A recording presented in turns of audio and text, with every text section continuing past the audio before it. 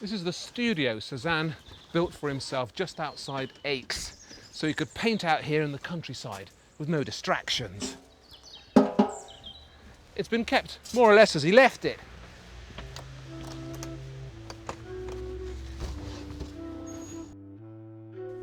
Inside here, Cezanne produced some of the most revolutionary pictures in the story of art, using only the simplest ingredients.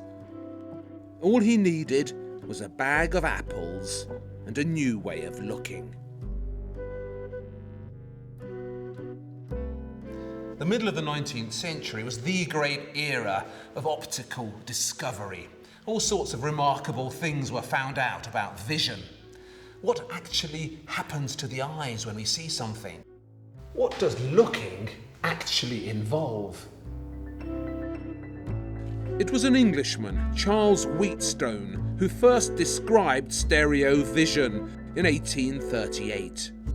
Until then, no one had bothered to ask themselves why human beings have two eyes.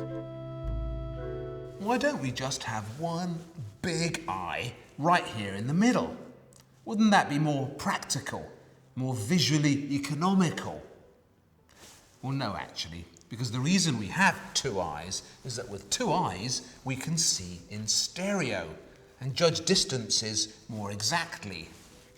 That's why people who lose an eye have difficulty in the beginning driving. They can't judge distances as well. And this had huge artistic implications, particularly for Cezanne.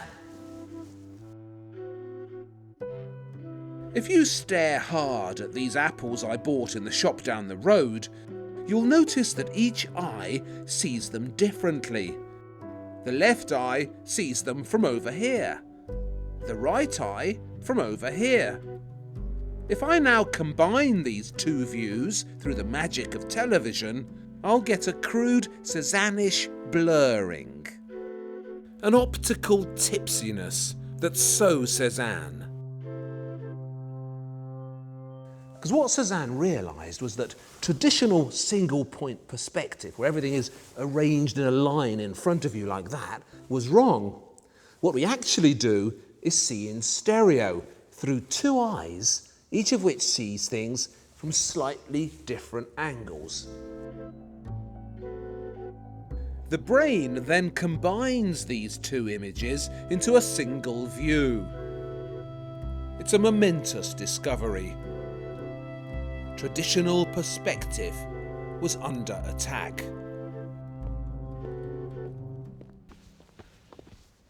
Outside Cezanne's studio, just up here, a short climb away, he painted one of his famous views of the Mont Saint-Victoire and explored another fascinating optical phenomenon discovered by the underrated Charles Wheatstone, who invented this contraption here, the pseudoscope.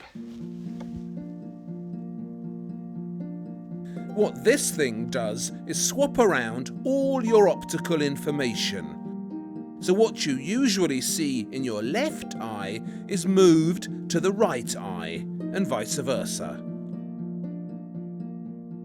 As a result of swapping your eyes around, concave shapes become convex, and convex shapes become concave.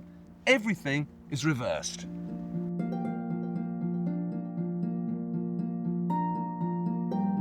Unfortunately, it's totally impossible for me to show you that.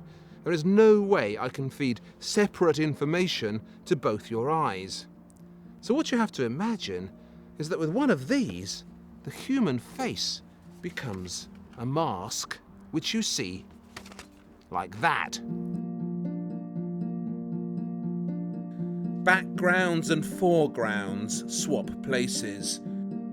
The entire relationship of far to near is challenged, as Cezanne also challenges it in his superb tussles with the mountain that obsessed him, the Mont Saint-Victoire.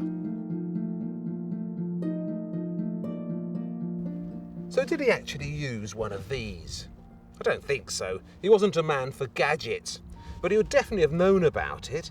Optical discovery was in the air, and everything the Impressionists did was informed by it. And if you stare at this landscape as intensely, as relentlessly as Cezanne did, then sooner or later it'll start to shimmer and coalesce. Until it reveals its deeper truth.